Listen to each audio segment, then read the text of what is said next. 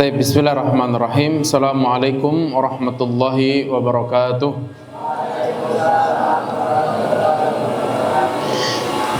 Alhamdulillahi ala ihsanih wa syukru lahu ala taufiqihi wa amtinanih. Wa asyhadu an la ilaha illallah wahdahu la syarika lahu ta'ziman li sya'nih. Wa asyhadu anna Muhammadan abduhu wa rasuluhu ad-da'i ila ridwanih. Allahumma salli ala Muhammadin wa ala alihi wa sahbihi wa ikhwanih. Allahumma anfa'na bima 'allamtana wa 'allimna ma yanfa'una wa zidna ilma. Allahumma faqqihna fid din wa 'allimna at-ta'wil. Rabbi shrah li sadri wa yassir li amri wahlul 'uqdatam min lisani yafqahu qawli. Alhamdulillah, segala puji hanya milik Allah Subhanahu wa taala, yang mana Allah Subhanahu wa taala mengumpulkan kita semua untuk atau dalam rangka menuntut ilmu, membahas beberapa ayat-ayat Allah Subhanahu wa taala ke depannya dan tata cara mengenal ayat-ayat Allah Subhanahu wa taala, kitabullah, yaitu Al-Qur'an Al-Karim. Salawat serta salam tak lupa-lupanya kita kirimkan salawat tersebut kepada baginda Muhammad sallallahu alaihi wasallam serta keluarga, sahabat dan orang-orang yang senantiasa istiqamah di atas jalannya hingga hari kiamat kelak. Taib para tulab dan talibat rahimani wa rahimakumullah, anak-anak ustadz yang ustadz cintai karena Allah Subhanahu wa taala. Menjadi perhatian seorang muslim adalah yang Allah Subhanahu wa taala inginkan, yang Allah ridhoi, yang Allah cintai, yang mana Allah Subhanahu wa taala memang memerintahkan hal tersebut sebagaimana perintah Allah dalam surah Adz-Dzariyat ayat 56. Apa kata Allah? Wa ma khalaqtul jinna wal insa illa liya'budun. Tidaklah aku ciptakan jin dan manusia kecuali hanya untuk beribadah kepadaku. Datangnya kita untuk menuntut ilmu syar'i adalah jalannya para ulama, jalannya orang-orang yang mencari ridha Allah Subhanahu wa taala, jalannya orang-orang para salafus saleh yang mereka berpegang teguh dengan Al-Quran dan Sunnah untuk mencari keridhaan Allah Subhanahu wa taala di dunia sebelum di akhirat, yaitu jalannya orang-orang yang mana Allah akan mudahkan surga untuk menapaki di dalamnya. Nabi sallallahu alaihi wasallam mengatakan, man salaka tariqan yaltamisu fihi ilman sahalallahu lahu bihi tariqan ilal jannah. Barang siapa yang menapaki suatu jalan dalam rangka untuk menuntut ilmu, maka Allah akan mudahkan jalannya menuju surga. Siapa di sini di antara anak-anak ustadz sekalian yang tidak menginginkan surga? Adakah di sini yang hidupnya tujuannya bukan surga Allah Subhanahu wa taala? Ada? Tidak ada. Hatta agama yang lain sekalipun, Nasraninya, Yahudinya, bahkan Majusinya, dengan keyakinan yang mereka miliki, mereka ingin hidup di dunia ini, tatkala nanti mereka wafat, mereka akan dimasukkan ke dalam surga Tuhan mereka.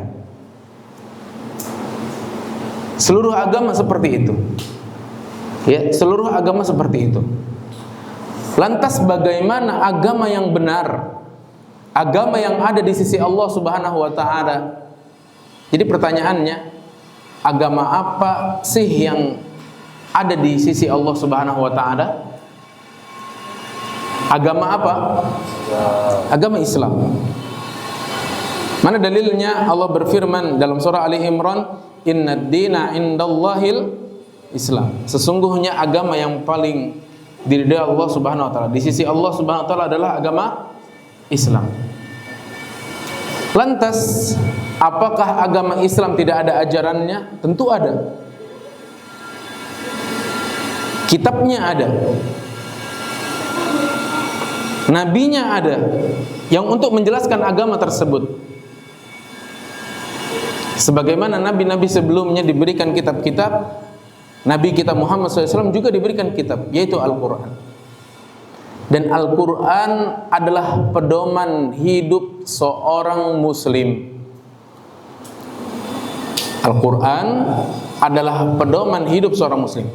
Pertanyaan, apa bedanya kita saat ini yang duduk di ma'had sebagai penuntut ilmu dengan teman-teman kita yang kemarin satu kelas, di kelas 6 yang tidak masuk pondok pesantren? Apa bedanya?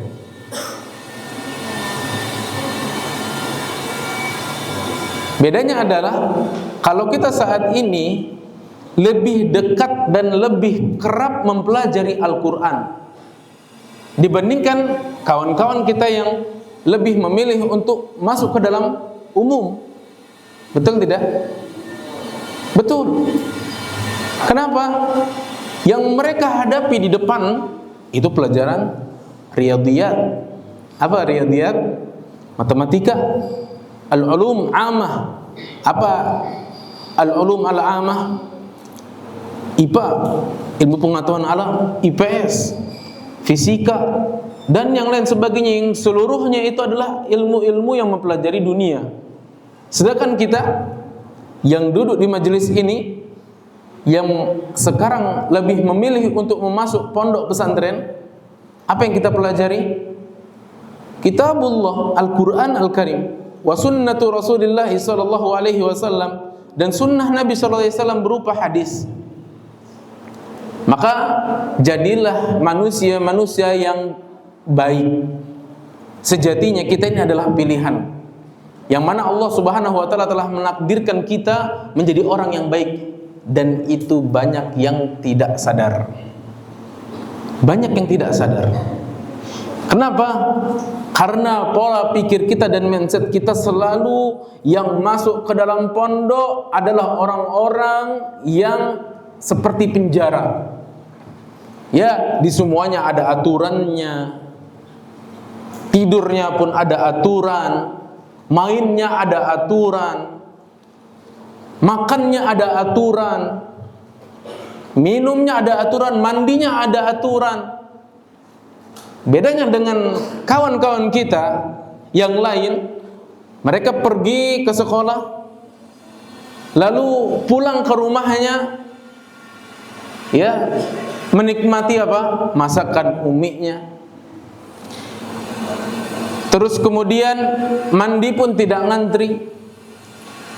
Terus kemudian kalau tidur pun terkadang semaunya, bisa melawan dengan orang tua. Sedangkan kita bedanya di sini, kita makan dengan makanan yang sama, dapur yang sama. Kalau mandi harus antri. Kemudian ada kedisiplinan dalam waktu bermain. Kemudian ada waktu di sana halaqah. Sekarang pertanyaan Ustaz, dari ilustrasi yang Ustaz berikan, lebih nikmat yang mana? Yang di rumah atau yang di pondok? Pasti jawabannya yang di rumah, Ustaz. Kenapa? Dekat dengan orang tua, boleh pegang HP, boleh main game, boleh nonton, ya, dan lain sebagainya.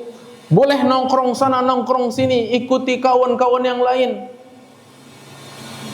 Baik, apakah Nabi SAW tidak membahas 14.000 abad yang lalu, 14 abad yang lalu, 1400 yang silam?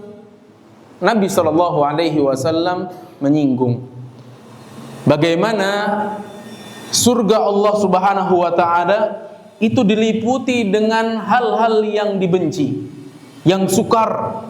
Sedangkan kenikmatan-kenikmatan neraka Allah diliputi dengan syahwat.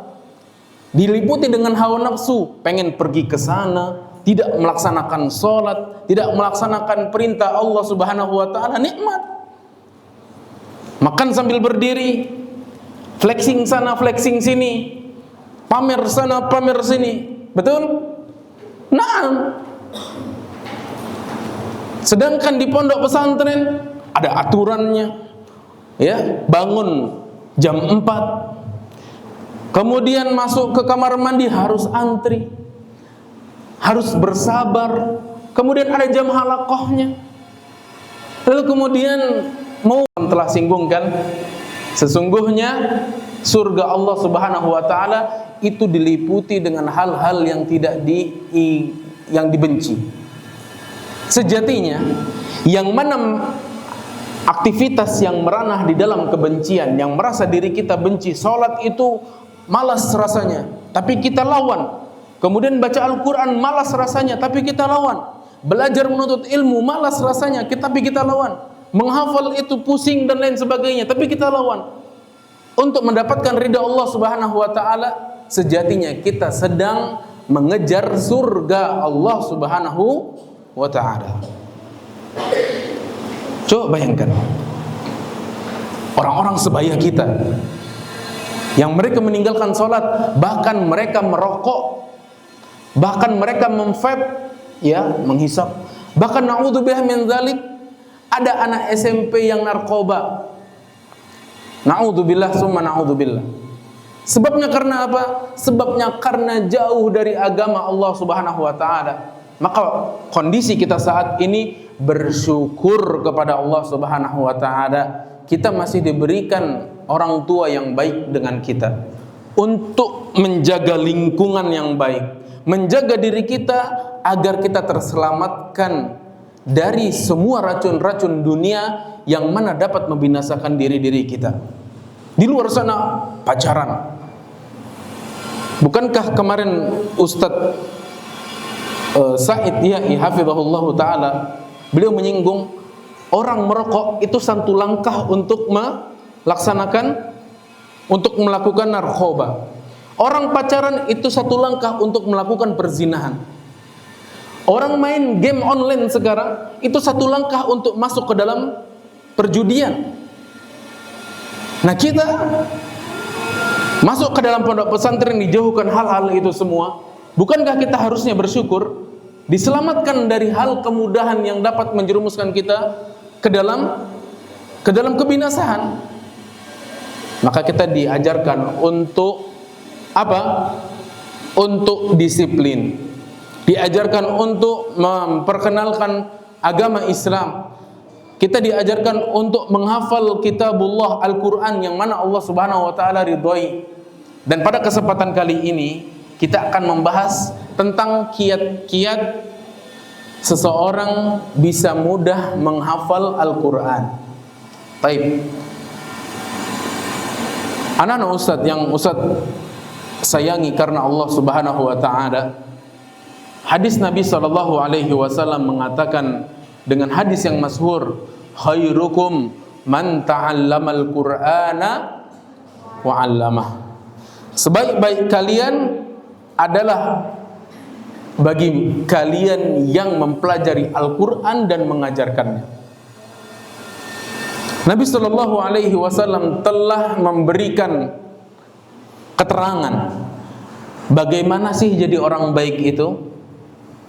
Maka disebutkan di sana khairukum, sebaik-baik manusia, sebaik-baik kalian. Ya, kategori baik itu sesuai penilaian manusia apa penilaian Allah dan Rasulnya? Lebih baik mana? Baik di sisi atau baik di mata manusia atau baik di mata Allah? Baik di mata manusia atau di mata Allah Subhanahu wa ta'ala? Di mata Allah Subhanahu wa ta'ala. Yang mana Allah memberikan rezeki kita, yang memberikan kedua mata kita, yang memberikan hidung dan mulut kita, yang mendetakkan jantung-jantung kita, yang memberikan udara. Seharusnya kita hidup mencari ridha Allah Subhanahu wa ta'ala. Sudah diberikan indikator, ya, sudah diberikan petunjuk oleh Nabi SAW menjadi orang yang baik itu seperti apa? Man ta'allamal Qur'ana wa 'allamah. Barang siapa yang mempelajari Al-Qur'an dan juga mengajarkannya. Taib, ketika pendaftaran beberapa waktu yang silam, ya, banyak asatizah menanyakan, tujuan di sini pengen jadi apa? Pengen jadi ustadz, masya Allah. Tujuan di sini pengen jadi apa? Pengen jadi guru agama. Tujuan di sini pengen jadi apa? Pengen jadi ulama. Keinginannya sangat tinggi. Bahkan ada pertanyaan yang diulangi untuk diyakinkan, benar tidak? Cita-citanya mau jadi ustadz? Benar ustadz. Berarti artinya dia punya keyakinan kuat untuk menjadi ulama. Akan tetapi seseorang yang mempelajari Al-Quran atau seseorang yang hendak menghafal Al-Quran itu sesuai dengan tuntunan bagaimana para ulama, langkah-langkah bagaimana para ulama itu mempelajari agama tersebut, menghafal Al-Quran. Ya, jadi seorang penuntut ilmu hendaknya mengetahui bahwa menuntut ilmu itu memiliki beberapa tahapan yang harus dilalui. Tidak bisa langsung menjadi penghafal Al-Quran 30 juz. Bisa? Harus ada tadarrujan, ya, sedikit, bertahap, ya, satu, tidak bisa sekaligus, ya. Bisa nggak ada santri masuk bulan depan hafal 30 juz? Ada? Ustadz yakin mungkin ada, tapi apakah cepat lepasnya? Nah, bisa kemungkinan cepat lepasnya. Ya, makanya ada satu konsep yang dahulu Ustadz ketika SMA dapati, hafalan itu cepat dapat, cepat lupa.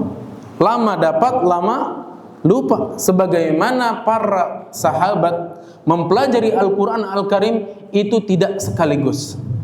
Sebagaimana juga Al-Quran Al-Karim itu diturunkan kepada Nabi SAW tidak sekaligus.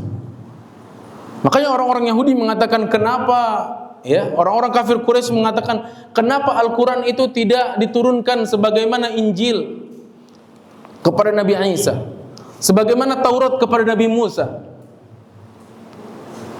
Ya, Allah Subhanahu wa taala mengatakan Al-Quran itu diturunkan tadarrujan, beransur-ansur agar liyutsabbita bihi fuadak, agar mengkokohkan hati-hati kalian. Ya, makanya cepat-cepat di dalam menghafal Al-Quran itu cepat juga lupa. Bukankah Allah Subhanahu wa taala berfirman di dalam surah Al-Qiyamah mengatakan kepada Nabi Muhammad SAW, la tuharrik bihi lisanaka lita'jala bihi. Jangan engkau menggerak-gerakkan lisanmu wahai Muhammad lita'jala bihi, untuk cepat menguasainya, untuk cepat menghafalnya. Jadi ada ustadz laporan, beberapa wali santri, ustadz, anak saya ketika dapat tugas dari pondok di masa libur dia membaca Al-Quran dan saya menyimaknya, speednya lebih cepat daripada cahaya. Cepat kali. Ya, cepat. Bismillahirrahmanirrahim. Tidak, bahkan mata yang melihat, orang tuanya yang melihat itu kalah dengan speed mulutnya. Inilah yang dikatakan oleh Allah Subhanahu wa taala dalam surah Al-Qiyamah, la tuharrik bihi lisanaka lita'jala bi. Wahai Muhammad, jangan gerakkan lisanmu untuk membaca Al-Quran, menghafal Al-Quran cepat-cepat untuk menguasainya. Jangan. Makanya membaca Al-Quran itu pelan-pelan. Bukankah Allah Subhanahu wa taala mengatakan dalam surah Al-Muzammil apa? Warattilil Qur'ana tartila. Bacalah Al-Quran itu dengan tartil. Apa dengan tartil? Dengan perlahan-lahan. Kalau seandainya seseorang membaca Al-Quran dengan perlahan-lahan, dengan mentadabburi ayatnya, dengan membaca tafsirnya, itu yang lebih dianjurkan oleh para ulama. Taib, tidak tergesa-gesa. Para ulama tidak pernah melewati dan menyimpang dari tahapan menuntut ilmu. Ustaz ulangi. Para ulama tidak pernah melewati dan menyimpang dari tahapan menuntut ilmu. Karena bertahap dalam menuntut ilmu adalah jalan selamat untuk memperoleh ilmu tersebut. Ya, bertahap. Allah berfirman di dalam surah Al-Isra ayat 106. Allah mengatakan wa Qur'anan faraqnahu litaqra'ahu 'alan nasi 'ala muqthiw wa nazzalnahu tanzila.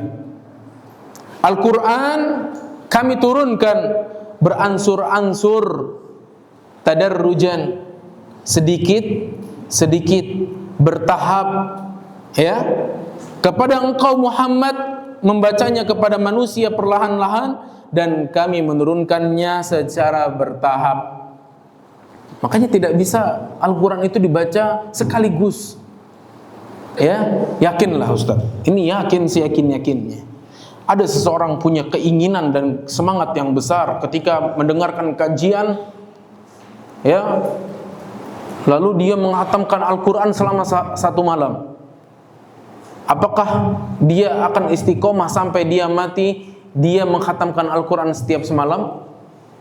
Tidak, berat, wallahi berat. Bahkan itu disinggung, ya, disinggung oleh Nabi SAW.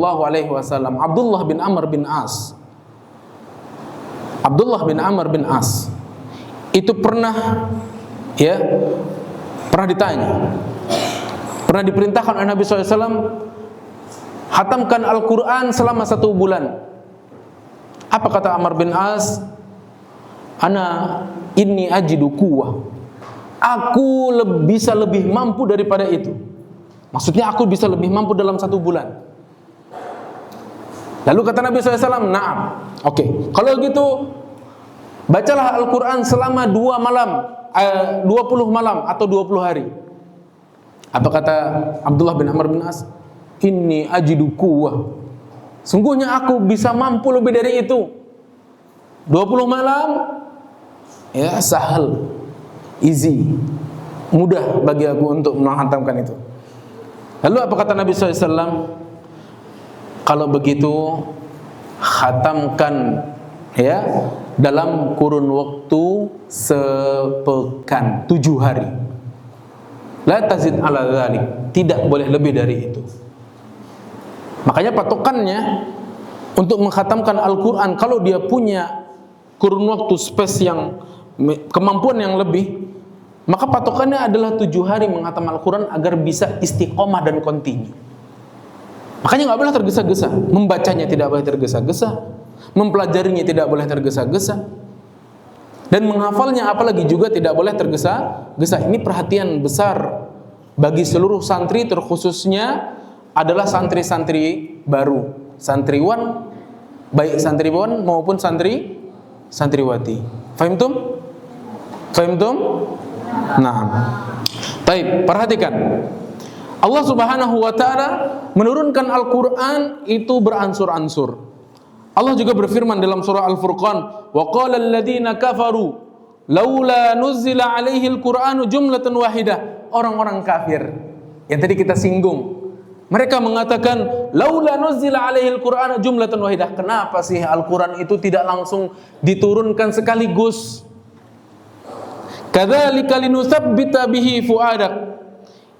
Ya, dengan demikianlah Al-Quran itu diturunkan beransur-ansur agar mengkuatkan hati-hati kalian, yaitu para sahabat.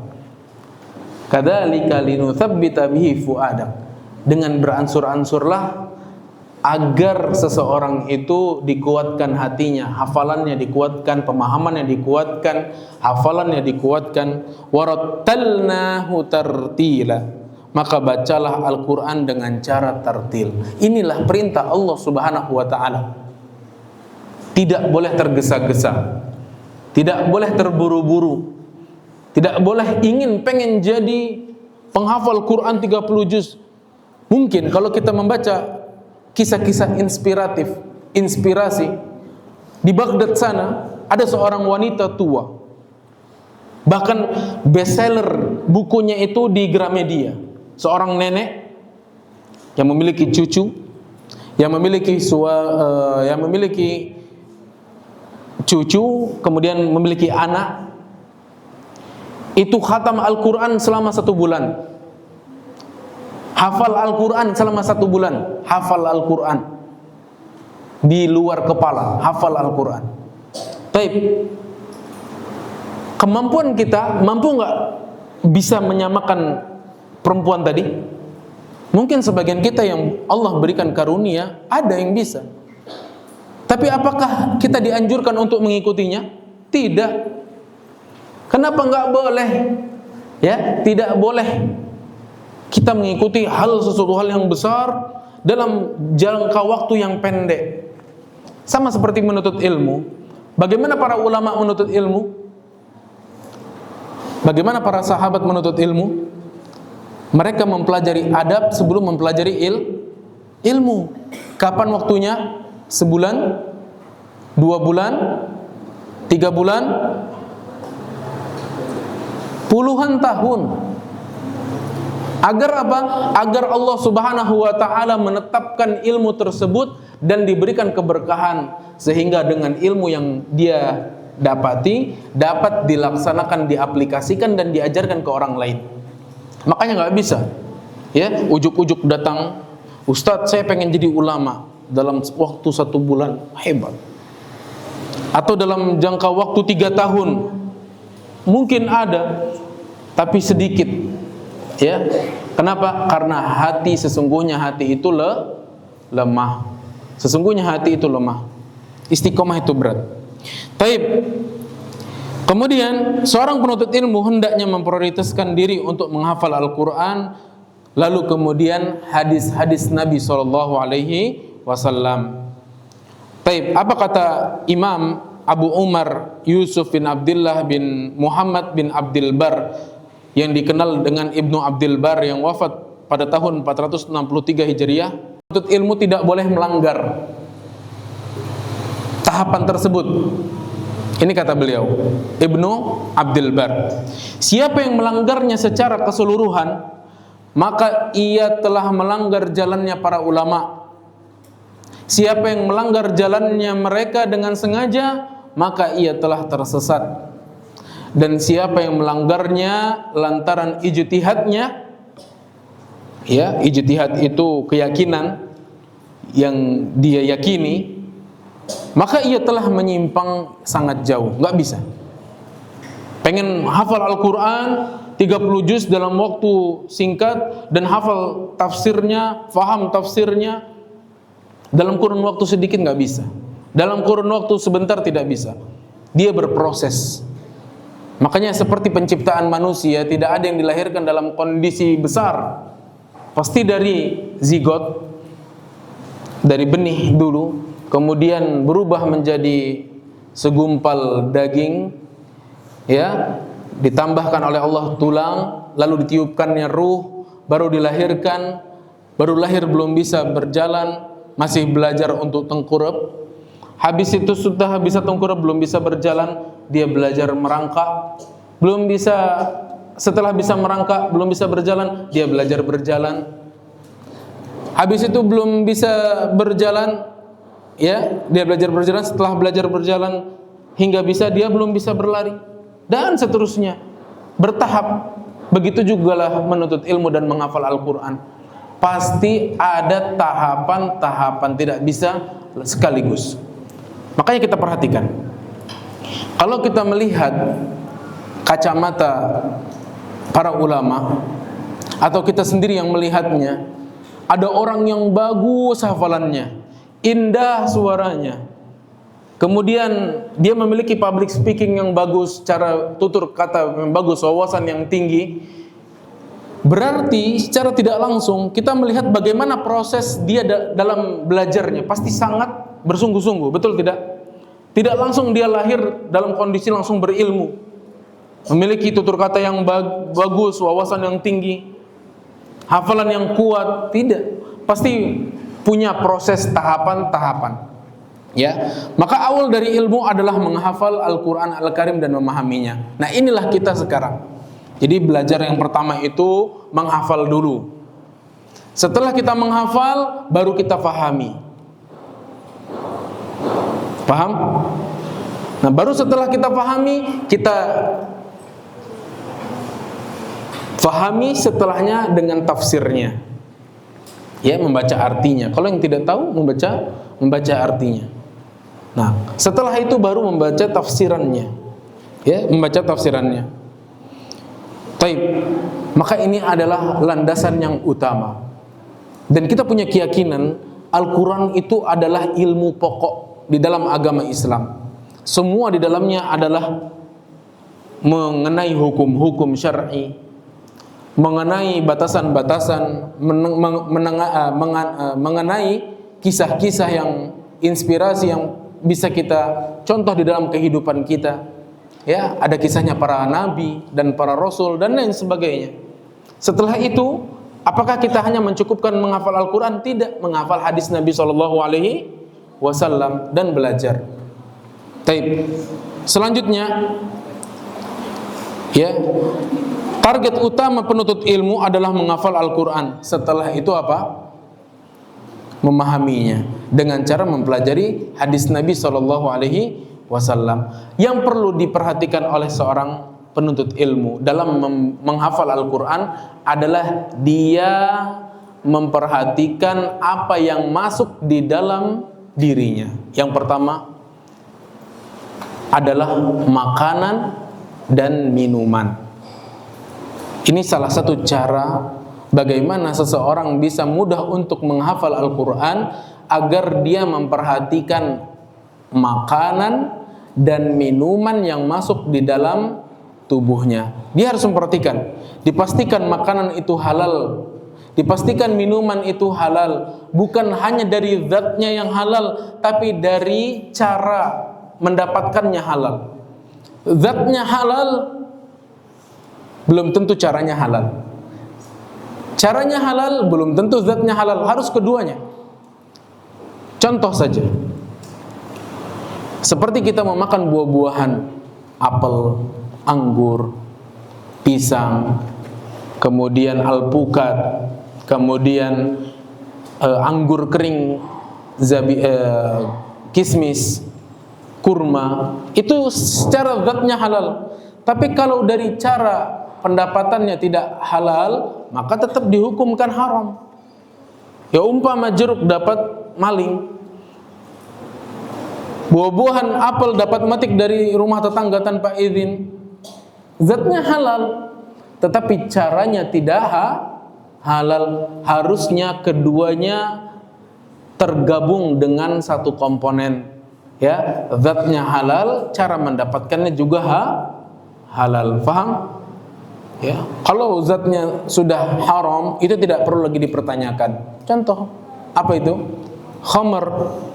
Zatnya itu haram, ya sudah. Mau didapati dengan cara yang halal, tidak masuk. Faham? Afwan, daging khinzir umpama, atau dam, darah yang dijadikan daging lauk, itu zatnya haram, maka sudah haram. Tidak perlu dipertanyakan lagi, Ustaz, saya dapat beli Ustaz. Meskipun cara mendapatkannya halal, tapi zatnya haram, maka ini tidak dihukumi halal. Faham? Dihukumi haram.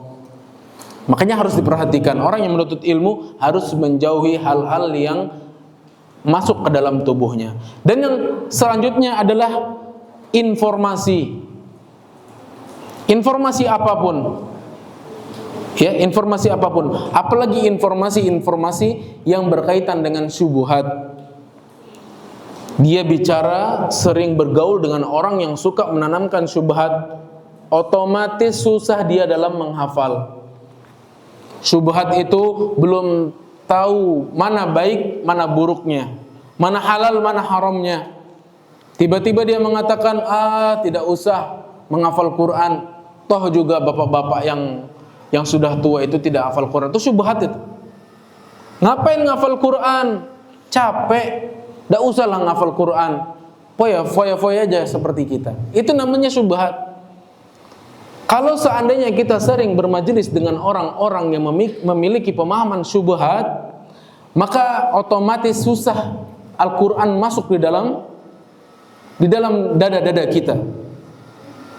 Susah masuk ke dalam hati-hati kita. Maka ibarat hati itu seperti batu, susah untuk masuknya. Makanya kita harus filter, harus disaring. Mana kawan yang mana informasi yang harus saya konsumsi, mana informasi yang harus tidak saya konsumsi, apapun itu bentuknya. Ya. Kemudian baru setelah mempelajari Al-Quran, mempelajari ilmu-ilmu yang lain, mempelajari fikihnya, mempelajari nahwu dan lain sebagainya. Apa kata Syekh Muhammad bin Shalih Al-Utsaimin rahimahullah? Beliau mengatakan yang paling penting bagi seorang untuk menuntut ilmu adalah mempelajari Al-Quran dan juga mempelajari tafsirannya. Nah, ini yang paling penting. Banyak orang yang hafal Quran justru banyak terjatuh juga di dalam kemaksiatan. Kenapa? Sebabnya karena dia tidak faham dengan tafsirnya, tidak faham dengan maknanya. Banyak orang yang hafal Quran 30 juz, dia tidak tahu makna tafsir wala taqrabuz zina, dan janganlah kalian mendekati zina. Upaya untuk mendekati zina saja dilarang oleh Allah Subhanahu wa taala, upayanya, apalagi masuk ke dalam perzinahan tersebut. Faham? Faham atau tidak? Allah Subhanahu wa taala mengatakan wala tulku bi aydikum ila tahlukah. Dalam surah Al-Baqarah, janganlah kalian mendekati sesuatu hal yang dapat membinasakan kalian. Naam, dia hafal Al-Quran, dia tahu makna, dia tahu ayatnya, tapi dia tidak tahu maknanya, tidak tahu tafsirannya. Yang dia tahu hanya hafalannya saja. Maka sia-sia hafalan tersebut. Apa kata Allah? Wala tulku bi aydikum ila tahlukah. Janganlah kalian mendekati suatu hal yang dapat membinasakan diri kalian. Hafal Quran, merokok. Hafal Quran, ugal-ugalan di jalan. Hafal Quran, berisik tengah malam di pinggir jalan nongkrong-nongkrong. Hafal Quran, posting sana, posting sini di media sosial. Hafal Quran, buka aurat. Hafal Quran, ghibah. Hafal Quran, ngomongin bergunjing gurunya, mengejek bahkan tetangganya, itu tidak selamat dengan lisannya. Ini sebabnya kenapa? Sebabnya kata Syekh Shalih Al-Utsaimin rahimahullah tadi, yang paling penting seseorang menghafal Al-Quran itu adalah memahami maknanya dan mempelajari tafsirnya. Paham? Makanya seseorang itu kalau tidak tahu maknanya dan tafsirnya, sangat mudah terjatuh di dalam kemaksiatan. Beberapa waktu yang silam, ada beberapa tahun yang silam, ada kisah seseorang keluar dari daurah masyayikh, hafal Al-Quran, ikhwan dan akhwat. Tiba-tiba check in di hotel yang bukan mahram, belum ada ikatan pernikahan. Hafal Quran 30 juz. Apa makna dari dia menghafal Al-Quran? Inilah hafal Al-Quran yang mendatangkan kebinasaan Allah Subhanahu wa ta'ala. Hafal Al-Quran yang menjatuhkan dirinya ke lubang kemaksiatan, sehingga kalau Allah cabut dia dalam kondisi tersebut, dapat dipastikan dia masuk ke dalam api neraka. Na'udzubillah summa na'udzubillah. Makanya menghafal Al-Quran itu agar melembutkan hati kita, melembutkan lisan kita. Ya, menghafal Al-Quran itu seharusnya kita lebih baik kepada tetangga kita. Menghafal Al-Quran itu seharusnya menjadikan kita lebih baik kepada kawan kita. Menghafal Al-Quran itu seharusnya lebih baik menjadikan kita lebih berbakti kepada kedua orang tua kita. Kenapa? Karena di dalamnya terkandung banyak perintah-perintah Allah Subhanahu wa ta'ala yang memerintahkan dengan kebaikan-kebaikan, dan juga menjauhkan ya, melarang dengan larangan-larangan yang menjatuhkan seseorang dalam dosa. Ma'asyiral muslimin, anak-anak Ustadz yang Ustadz banggakan, yang Ustadz cintai. Kemudian Syekh Muhammad bin Shalih Al-Utsaimin membawakan firman Allah Subhanahu wa taala, "Wa nazzalna 'alaikal kitaba tibyanan likulli syai'in wa hudaw wa rahmatan wa busyra lil muslimin." Ya, di dalam surah An-Nahl, dan kami turunkan Al-Qur'an kepadamu untuk menjelaskan segala sesuatu sebagai petunjuk serta rahmat dan kabar gembira bagi orang-orang yang berserah diri, yaitu orang muslim. Taib, ibarat kita mau menuju ke satu destinasi A, ya, kita dari destinasi A menuju titik destinasi B yang kita tidak mengetahui. Kalau zaman sekarang mudah, Ustadz, mudahnya adalah sekarang kan sudah ada Google Map. Nah, Google Map itu sudah kemudahan teknologi. Tetapi kalau seandainya tidak ada itu semua, apa yang kita gunakan? Petunjuk jalan. Kalau tidak ada petunjuk jalan, peta. Untuk berhasil dari destinasi A ke destinasi B, untuk selamat kita tujuannya, tidak tersesat kemana-mana, tidak mampir ke destinasi C, tidak mampir ke destinasi D, atau tidak mampir ke destinasi E. Kita ini tujuannya mau ke destinasi B. Bagaimana dengan waktu yang cepat, waktu yang singkat, tidak banyak pengeluaran? Dengan cara kita melihat peta, kita melihat GPS kalau sekarang, atau tidak kita tanya dengan orang yang berpengalaman, yang mengetahui jalannya.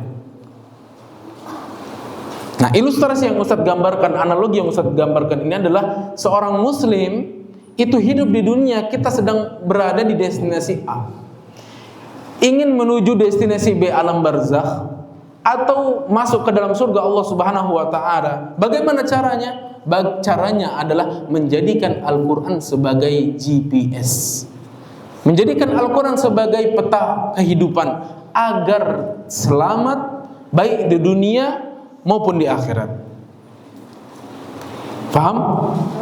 Nah, seorang muslim seharusnya dia bahagia bahwasanya dia tahu Al-Qur'an sebagai peta kehidupannya, Al-Qur'an sebagai penyelamat hidupnya, sehingga sangat mudah dia masuk ke dalam surga Allah Subhanahu wa taala. Dahulu para sahabat tidak pernah melewati 10 ayat sampai mereka mempelajari apa yang di dalamnya berupa ilmu dan amal, sehingga mereka mempelajari Al-Qur'an, ilmu dan amal sekaligus. Perhatikan. Begitulah para sahabat. Mereka itu memiliki ilmu. Ilmu mereka itu fis sudur, al ilmu fis sudur. Ilmu mereka itu di hati. Sedangkan kita, na'udzubillah, Ustadz dulu punya guru, itu lulusan Universitas Islam Madinah. Beliau ngajar Ustadz di kelas. Beliau mengatakan, amma sahabah wa tabi'in wa atba'ut tabi'in wa salafus salih hum yaqulun al-ilmu fis sudur walakin al-an al-yawm al-ilmu fil hasub. Ya, para sahabat, ulama, tabi'in, atba'ut tabi'in dan para ulama, mereka mengatakan ilmu itu ada di dada. Akan tetapi sekarang ilmu itu ada di hasub. Hasub itu komputer, laptop, gadget yang kita miliki. Indama intaha batroya, katanya. Kapan ditutup laptop, ya, dikeluarkan, hilang pula ilmunya. Dan alhamdulillah saat ini ada teknologi baru yang menjadikan kita terperdaya, tertipu dengan hal tersebut. Apa itu? AI. Ustadz katakan dari 100%, AI itu hanya membantu 5%. AI membantu itu hanya 5%. 95%-nya tidak membantu sama sekali. Bayangkan, Nabi SAW mengatakan inna min asratis sa'ah, termasuk tanda apa? Termasuk tanda-tanda hari kiamat apa? Hilangnya ilmu. Sekarang orang mudah untuk mencari ilmu di AI. Zaman dahulu Ustadz ketika SMA itu lagi marak-maraknya mbah Google. Orang tanya semua di Google. Bahkan sampai mereka susah untuk mendatangi alim ulama. Ya? Mendatangi asatidzah untuk bertanya itu mereka malu. Kenapa? Ini termasuk akhir zaman yang sejatinya menjadi kengerian bahaya yang kita rasakan saat ini. Seharusnya kalau kita sadar teknologi yang berkembang saat ini itu adalah termasuk tanda-tanda hari kiamat. Bukankah tanda-tanda hari kiamat ketika akhir zaman nanti tidak ada lagi teknologi, diangkatnya semua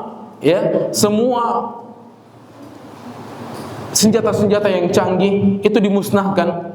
Orang nanti akan bertarung, seorang muslim akan bertarung dengan orang-orang kafir dengan cara zaman dahulu, ya, dengan pedangnya, dengan kudanya. Tidak lagi dengan teknologi tembakan, tembak aja, tidak. Kenapa? Itu semua dikit demi sedikit akan dimusnahkan oleh Allah Subhanahu wa taala dengan berjalannya zaman.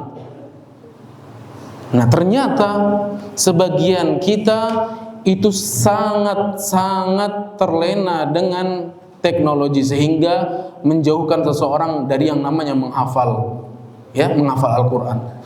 Bahkan mencukupkan dirinya untuk apa? Mencukupkan dirinya untuk bertanya dengan AI saja, mencukupkan dirinya dengan bertanya kepada Mbah Google saja. Nah, ini termasuk diangkatnya ilmu. Kata Nabi SAW dari hadis Abdullah bin Amr radhiyallahu anhu, kata Nabi SAW, innallaha la yaqbidul ilm intiza'an yantazi'uhu minan nas. Sesungguhnya Allah tidak akan mencabut ilmu dengan mencabutnya dari dada-dada manusia, tidak satu-satu dari kelas, dari fulan satu-satu, tidak. Dari diri kita masing-masing, tidak. Akan tetapi apa? Walakin yaqbidu al-ilma biqabdil ulama. Allah cabutnya itu dari para ulama. Ya, diwafatkannya ulama sehingga orang itu tidak lagi apa? Tidak bisa lagi belajar. Ada Al-Qur'an, dia hanya bisa membaca. Ada Al-Quran, dia hanya bisa melihat terjemahannya. Ketika mempelajari tafsirnya, para ulama sudah wafat, bagaimana dia bertanya? Bagaimana dia meminta hukum dan lain sebagainya? Lalu kata Nabi SAW, hatta idza lam yabqa aliman ittakhadhan nasu ru'usal juhala. Sampai sehingga ketika tidak lagi tersisa orang yang berilmu, manusia itu akan menjadikan orang-orang bodoh sebagai ulama. Fas'ilu faftu bighairi ilm. Mereka bertanya tentang ilmu, mereka meminta fatwa tentang ilmu tanpa ilmu. Fadallu wa adallu. Mereka saling menyesatkan, sesat dan menyesatkan. Ya, sekarang terjadi. Ya.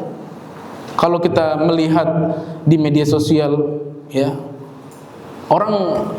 ada seorang ulama diulamakan mengisi kajian cuman makoli itu kan, syadudu kalau nggak salah, syadudu apa segala macam, bisa bahasa semut kah, bisa bahasa hewan kah, bisa bahasa malaikat. Ini termasuk min asratis sa'ah, termasuk tanda-tanda kiamat. Naudzubillah. Seharusnya kita ini menjadi orang yang bangga dengan label kita, dengan titel kita penuntut ilmu. Kenapa? Kita ini menjalankan warisan Nabi SAW, belajar untuk meneruskan warisan Nabi SAW, yaitu apa? Ilmu. Nah, kemudian selanjutnya adalah Ustadz ingin menyampaikan di akhir, yaitu beberapa hal yang dapat membantu seorang menuntut ilmu untuk mudah menghafal Al-Quran. Yang pertama, berdoa kepada Allah Subhanahu wa taala dengan ikhlas agar diberikan kemudahan dalam menghafal Al-Qur'an. Ya, hendaknya menghafal Al-Qur'an itu dilakukan dengan ikhlas semata-mata mencari keridhaan Allah Subhanahu wa taala. Ini yang pertama. Ya, ini yang pertama. Kenapa? Karena doa itu adalah senjata seorang muslim. Kita manusia biasa yang sangat-sangat lemah, butuhlah pertolongan Allah Subhanahu wa taala dari zat yang maha kuat. Kalau kita bicara masalah doa, banyak Allah Subhanahu wa taala menolong sebagian kaum muslimin dari peperangan disebabkan karena doa. Bayangkan perang Badar. Tahun berapa Hijriah perang Badar? 2 Hijriah. Perang Badar terjadi disebabkan kemenangan karena doa Nabi sallallahu alaihi wasallam, turun pertolongan Allah Subhanahu wa taala yang jumlahnya tidak sebanding. Maka kita yang hendak menghafal Quran jangan pernah jauh-jauh dari yang namanya doa, tentunya ikhlas kepada Allah. Yang kedua, memperdengarkannya semampunya, ya, memperdengarkan semampunya ayat-ayat yang telah dihafal kepada seorang ustadz atau seorang ustadzah, seorang qari yang baik bacaan dan hafalannya. Ini sudah terjadi di termasuk peraturan, ya, program tahfidz halaqah, yaitu apa? Terbentuknya halaqah dan setiap yang kita hafal disetorkan kepada ustadz. Yang ketiga, agar dimudahkan seorang penuntut ilmu itu menghafal Quran, yang ketiga adalah mengulang-ulang ayat yang telah dihafal secara terjadwal dan berusaha untuk disiplin. Ya, berusaha untuk disiplin. Kalau bisa kita itu punya catatan. Ya, kalau kita itu punya jurnal. Jurnal itu bukan hanya curhat. Jurnal itu bukan hanya curhat, ya. Ini sering terjadi. Jurnal itu disalahpahamkan. Jurnal itu bukan tempat curhat. Diary itu bukan tempat curhat. Nah, boleh tempat curhat, tapi jangan kebanyakan curhat. Jangan kebanyakan, lebih banyak curhat daripada program yang kita lewati sehari-hari. Buatkan jurnal itu tabel. Kapan kita waktu murojaah, kapan kita waktu menghafal, kapan kita waktu untuk bermain. Kalau terjadwal, kita menjadi orang yang terjadwal. Itulah muslim yang baik. Tulis jurnalnya itu ditulis kapan waktu murojaah, berapa sehari semalam kita murojaah. Dan target di pondok sudah menetapkan sehari itu berapa juz? 2 juz. Sehari 2 juz. Kalau sehari 2 juz diulang-ulang, kalau seandainya benar-benar dilakukan, bisa nggak dia mungkin? Bisa. Disuruh jadi imam tidak tunjuk-tunjukan, langsung dia maju. Nah, ini kalau seandainya benar-benar terjadwal dan memang dilakukan, maka seharusnya yang ketiga ini adalah mengulang-ulang ayat yang sudah dihafal, memurojaah. Kemudian yang keempat, menggunakan satu mushaf Al-Quran, tidak boleh gonta-ganti. Sebabnya apa? Agar dapat menguatkan hafalan. Kalau seandainya santri baru sekarang yang kelas 1, ya, baik kelas 1 mutawasid atau kelas 1 tsanawi yang baru, itu kalau bisa mulai saat ini sampai seterusnya, sampai dia punya hafalan, sampai dia bisa memurojaah kembali, itulah satu mushaf yang dia pakai, jangan gonta-ganti. Kenapa? Karena wallahu a'lam, ini berbicara dari pengalaman Ustadz. Kalau gonta-ganti itu lebih sering hilang hafalannya, lebih kacau hafalannya. Tapi kalau seandainya tidak gonta-ganti, ya, dia akan ingat, otak itu akan merekam, ingatannya menjadi kuat. Kalau seandainya lembaran-lembaran yang sudah dia tandai itu, ya, yang sudah dia tandai itu tidak hilang. Ya, kan kadang kala gini, kita hafalan yang kira-kira agak jadi PR, ayatnya kok susah, udah panjang, mirip-mirip. Ayat apa biasanya? Itu juz 4 akhir, ya, juz 4 akhir tentang masalah haramnya menikahi, ya, menikah. Hurrimat alaikum ummahatukum wa banatukum wa kharatukum wa ammatukum, dan seterusnya. Itu biasanya agak jadi PR. Biasanya dia kasih catatan di situ, ya, satunya apa, duanya apa, tiganya apa. Kalau seandainya dia tidak gonta-ganti, biasanya itu lebih cepat atau lebih kuat dia di dalam hafalan. Tapi kalau gonta-ganti, ya catatan tadi dia hilang. Murojaah pakai Quran kecil, kemudian ngafal pakai Quran besar. Coba mulai sekarang jadikan satu Quran untuk murojaah, untuk menghafal dan tidak gonta-ganti. Ya, tekadkan yang kuat. Itu yang keberapa? Yang keempat. Sekarang yang kelima. Mengulang-ulang ayat yang dihafal 10 kali atau 20 kali. Mengulang-ulang hafalan yang dihafal 10 kali atau 20 kali. Boleh juga dengan posisi berdiri, duduk atau berjalan. Jadi nggak monoton. Ya, boleh berdiri, boleh duduk, boleh berjalan, itu boleh. Diulang-ulang. Makanya cara menghafal itu bukan satu kali baca, satu kali hafal, tidak. Makanya itu tadi konsepnya, ya, rumusnya tadi. Cepat hafal, cepat lupa. Ustaz perhatikan sama-sama, ya, terutama santri baru, perhatikan. Contoh kita menghafal surah Al-Fatihah. Di sana ayat yang kedua, Alhamdulillahi Rabbil Alamin, dibaca dengan mata. Dibaca itu artinya mata itu melihat tulisan. Ya, sebagaimana yang Allah Subhanahu wa taala sebutkan, Iqra, ya, bacalah bismi rabbikal ladzi khalaq, yang telah menciptakan manusia, yang telah menciptakan engkau. Artinya cara kita memahami Al-Qur'an, memahami tafsirnya, menghafal Al-Qur'an itu dengan cara membaca, dan bacaan itu diulang-ulangi.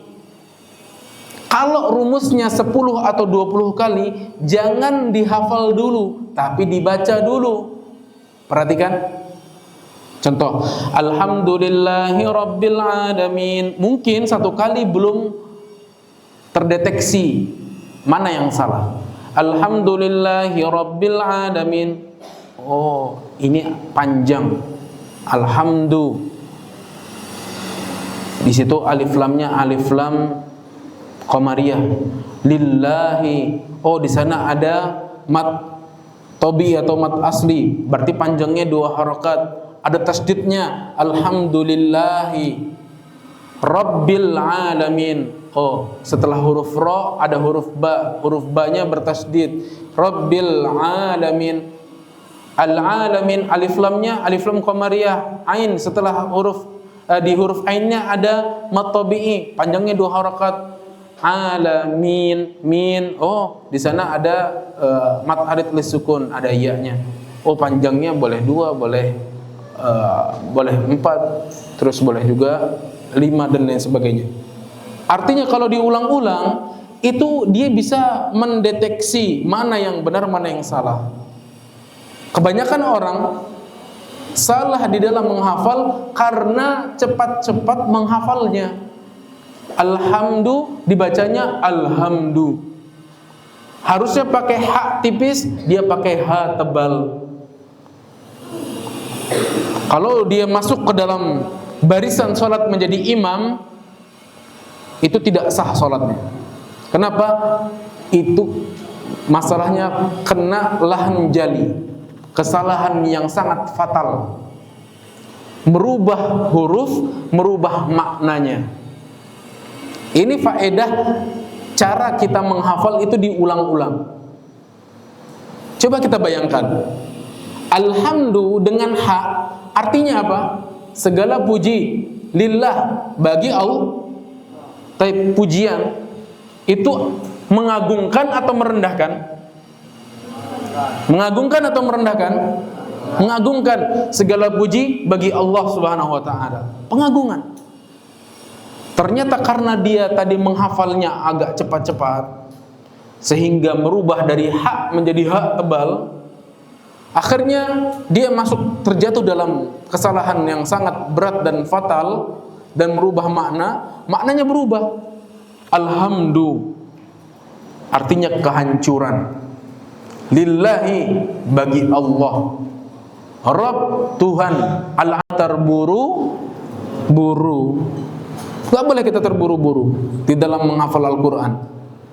Harus menggunakan tahapan-tahapan, tadarrujan, bertahap-tahap, beransur-ansur, ya, bersabar, ya, di dalam menuntut ilmu, di dalam menghafal. Ustadz punya tips agar kita itu tidak bosan, ya, agar kita itu tidak bosan menghafal Quran.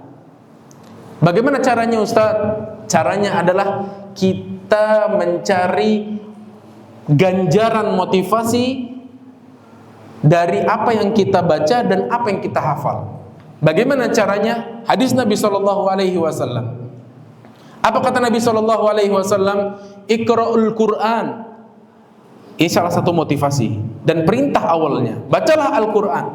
Fa innahu ya'ti yaumal qiyamati syafi'an li ashabi. Bacalah Al-Quran, maka sungguhnya Al-Quran akan datang pada hari kiamat sebagai penolong. Artinya motivasi kita adalah yang kita baca ini sahabat kita.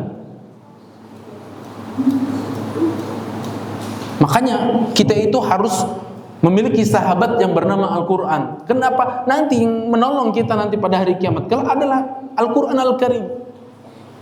Ya'ti yaumal qiyamati syafi'an li ashabi. Baik. Itu satu.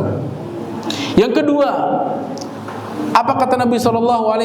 La aqulu alif lam mim harfun.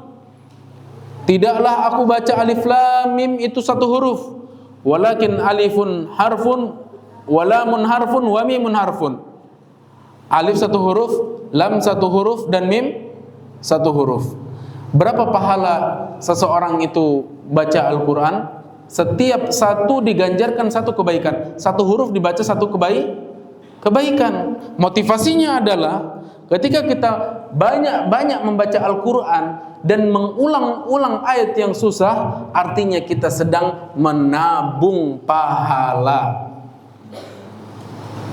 Kita nggak bisa menabung uang, kita nggak bisa sedekah, mengeluarkan harta kita yang banyak untuk bangun masjid. Saat ini kita nggak bisa membangun masjid.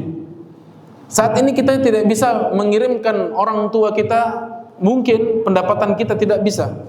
Tapi kita bisa menabung pahala yang banyak dengan cara membaca Al-Quran. Itu tadi satu-satu. Ketika kita mendapati ayat yang susah, mindset yang ada di kepala kita, kita putar balik. Menjadikan ini ayat yang Allah cintai sehingga dia disulitkan untuk saya dan menjadikan saya selalu mengulang-ulang ayat tersebut. Contoh, ayat yang kedua, alhamdulillahirabbil alamin, hafal. Ayat yang ketiga, Ar-Rahmanir Rahim. Ar-Rahman agak susah, harus dibaca berulang-ulang. Ar-Rahmanir Rahim, Ar-Rahmanir Rahim, Ar-Rahmanir Rahim, Ar-Rahmanir Rahim. Ketika ditutup mushafnya Ar-Rahman, Ar-Rahman, umpama lupa. Jadikan mindset di dalam pikiran kita bahwasanya ayat ini adalah ayat yang Allah mencintai kita untuk membacanya sehingga diulang-ulang. Allah menjadikan, ya, ayat tersebut kita ditambahkan pahala dengannya. Ini salah satu motivasi membaca Al-Quran agar tidak bosan dan juga tidak tidak bosan. Paham sampai sini? Nah, kalau seandainya itu yang kita tanamkan dalam diri kita, sangat mudah seseorang itu mencintai Al-Quran. Kenapa? Yang dia baca sahabatnya, yang dia baca teman dekatnya. Kalau dia punya kesulitan di dalam menghafalnya, artinya Allah sedang menghendaki dia untuk kebaikan yang banyak di dalam dirinya. Itu tadi yang Ustaz katakan. Ayat yang ketiga tadi, Ar-Rahman, ketika lagi ditutup kok susah untuk dihafal.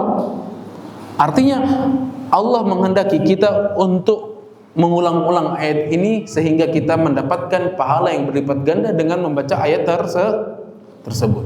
Maka bersedihlah bagi orang-orang yang Allah mudahkan di dalam menghafal tapi dengan cara satu kali hafal. Sangat sedih. Ustaz ulangi. Sedihlah bagi orang-orang yang mana Allah berikan kemudahan di dalam menghafal tapi cuma cukup satu kali dia menghafal. Sangat sedih. Kenapa? Kalau dia hanya sekali baca lalu dia hafal, lantas kapan dia ingin membacanya lagi? Ketika hendak murojaah saja.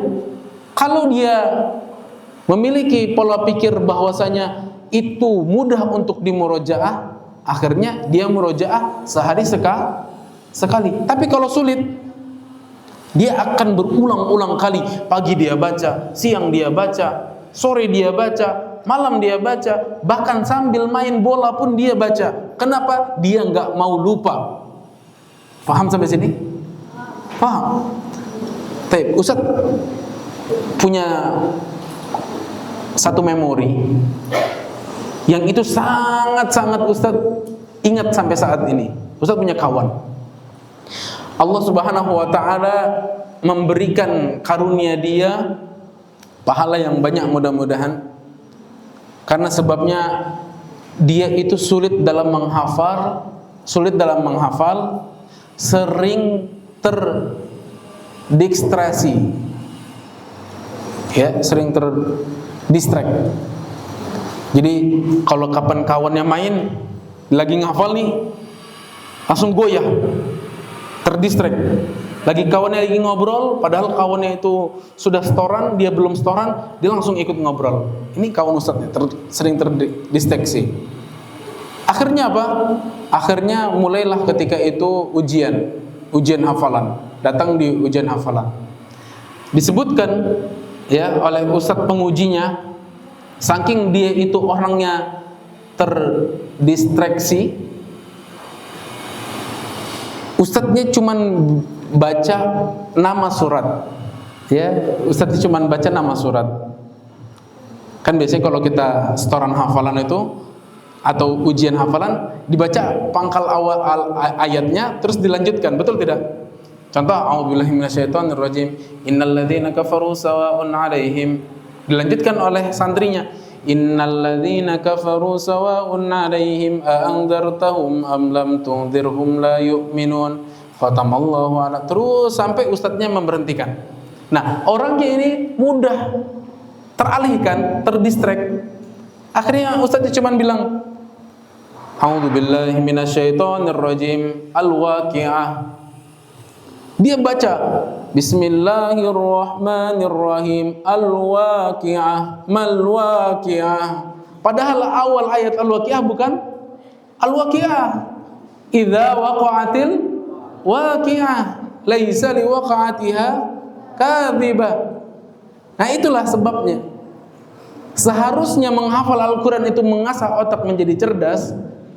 Ya, ini kalau seandainya benar-benar dilakukan. Tapi kalau salah, ya itu seperti tadi. Akhirnya orang itu mudah gagal fokus. Akhirnya satu masjid ya ketawa semua. Bukan sebab karena apa, lucu. Ya. Taib itu yang keberapa tadi? Kelima. Ya, boleh sambil berdiri, duduk dan berjalan. Yang keenam, membaca ayat yang baru dihafal dalam sholat ya, membaca ayat-ayatnya yang baru dihafalkan itu di dalam salat sunnah. Membaca ayat-ayat yang baru dihafal itu di dalam salat sunnah lebih dianjurkan. Kalau lancar, benar-benar lancar, itu di salat fardu atau dia jadi imam. Kenapa Ustaz katakan salat sunnah? Karena tidak mengganggu jamaah. Yang salat dia sendiri, yang murojaah dia sendiri. Tapi kapan? Ketika momen murojaah itu di waktu-waktu dia menjadi imam, ini akan menghilangkan kekhusyuan. Contoh, santri diamanahkan untuk imam salat tarawih. Hafalan yang dia bawakan itu yang baru mau dimurojaah. Akhirnya ujung-ujungnya mutar sana, mutar sini, diulang-ulang ayatnya. Padahal yang dibaca surat Al-Kafirun. Qul ya ayyuhal kafirun la a'budu ma ta'budun wala antum 'abiduna ma a'bud wala ana 'abidum ma 'abadtum wala antum 'abiduna ma a'bud wala ana 'abidum ma 'abadtum. Akhirnya orang kesal. Ya, lakum dinukum waliyadin. Ini sebabnya kenapa? Karena dia menjadikan momen imam itu sebagai ajang murojaah, bukan. Ya, ketika dia sholat sendiri itu dijadikan murojaah. Kenapa kata para ulama? Lebih melekat. Ya, lebih melekat, tapi tidak disarankan ketika menjadi imam. Itu yang ke-6. Yang ke-7, membaca terjemah dan tafsir ayat yang telah dihafalkan.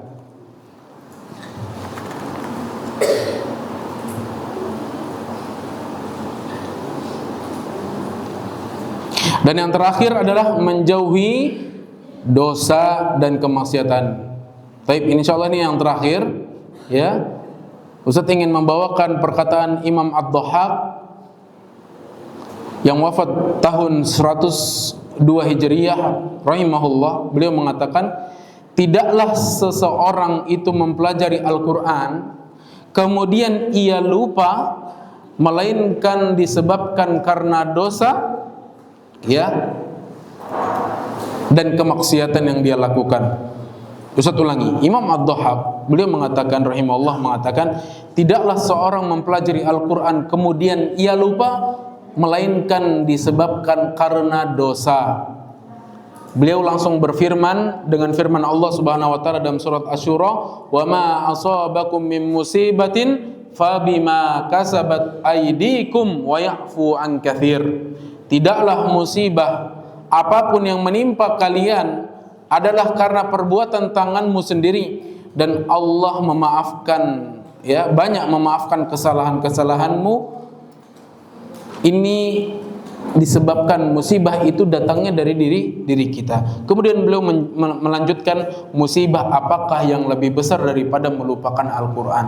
Karena kalau kita sudah lupa dengan Al-Qur'an, kita akan mendapatkan ancaman Allah Subhanahu wa taala. Kita akan mendapatkan ancaman Allah Subhanahu wa taala. Kita nih hafal Quran, tiba-tiba lupa atau sengaja melupakan atau sengaja tidak membaca Al-Qur'an. Apa kata Allah dalam surah Thaha?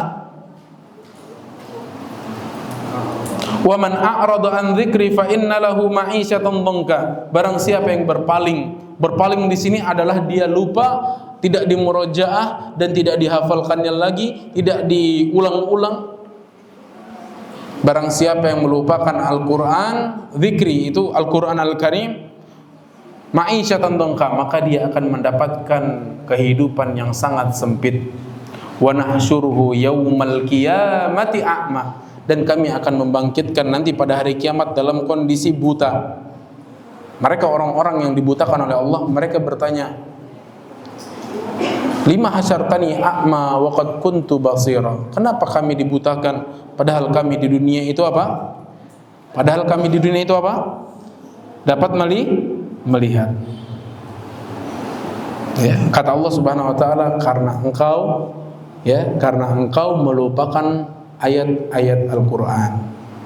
Makanya di sini yang pertama, jangan tergesa-gesa, ikhlas, berdoa kepada Allah Subhanahu wa taala, menjadikan momen-momen tertentu ya dalam kondisi yang Ustaz sudah catatkan tadi, dan mudah-mudahan Allah Subhanahu wa taala memudahkan kita dalam menghafal Al-Qur'an dan menjaganya, dan bisa mengamalkan dan mengajarkannya kepada orang lain menjadi orang-orang yang baik. Mungkin ini yang bisa Ustaz sampaikan ya. Sebelum Ustaz tutup, ada pertanyaan? Mafi? Taib. Kalau tidak ada pertanyaan, kita akhiri dengan doa kafaratul majlis. Subhanakallahumma wa bihamdika asyhadu an la ilaha illa anta astaghfiruka wa atubu ilaik. Assalamualaikum warahmatullahi wabarakatuh. Taib. Tulab yang putra tunggu sebentar. Yang putri dipersilahkan.